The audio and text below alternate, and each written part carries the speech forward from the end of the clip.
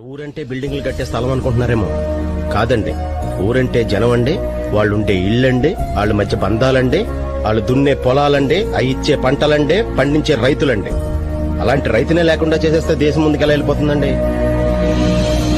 ఈ ఊరు ఖాళీ చేయించి హబ్బలు కట్టించడం వల్ల సుమారు ఎన్ని ఉద్యోగాలు వస్తాయంటారు? 1500 ఉద్యోగాలు వస్తాయి. అంటే 1500 కుటుంబాలు బతుకుతాయన్నమాట. జస్ట్ 1500 అంతేనా? ఈ ఊరికి అంతకంటే ఎక్కువ ఉద్యోగాలు వస్తాయా? ఈ ఊర్లో రైతుల వల్ల మీరు ఊహించలేని ఉద్యోగాలు పుడుతున్నాయి సార్. రైతులు పండించిన పంటకి రైస్ మిల్ ఇండస్ట్రీ ఉంటుందండి. ఆ బియ్యం ప్యాక్ చేయాలంటే ప్యాకేజింగ్ ఇండస్ట్రీ ఉంటుందండి. వాటిని మార్కెట్ లోకి తరలించడానికి ట్రాన్స్పోర్ట్ ఇండస్ట్రీ ఉంటుందండి. అమ్మడానికి షాపులు, సూపర్ మార్కెట్లు ఉంటాయండి. రైతులకి లోన్లు ఇవ్వడానికి బ్యాంకింగ్ ఇండస్ట్రీ ఉంటుందండి. మధ్యలో పంట పెరగడానికి కావాల్సిన ఎరువుల ఇండస్ట్రీ ఉంటుందండి. దున్నడానికి ఆటోమొబైల్ ఇండస్ట్రీ ఉంటుందండి. పంటలు బాగా పండితే ఎక్స్పోర్ట్ అండ్ ఇంపోర్ట్ ఇండస్ట్రీ ఉంటుందండి. డైరెక్ట్ గా కాకపోయినా హోటల్ ఇండస్ట్రీ ఉంటుందండి.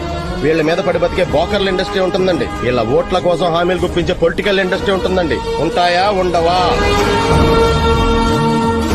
ఇన్ని ఇండస్ట్రీల్లో ఉద్యోగాలకు కారణమైన వ్యవసాయ రంగాన్ని మాత్రం ప్రభుత్వం ఎందుకు ఇండస్ట్రీగా గుర్తించదో?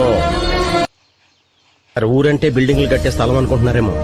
కాదండి, ఊరంటే జనం అండి, వాళ్ళుండే ఇళ్ళండి, వాళ్ళ మధ్య బంధాలండి, వాళ్ళు దున్నే పొలాలండి, అవి ఇచ్చే పంటలండి, పండించే రైతులండి. అలాంటి రైతునే లేకుండా చేసేస్తే దేశం ముందుకెలా వెళ్ళిపోతుందండి.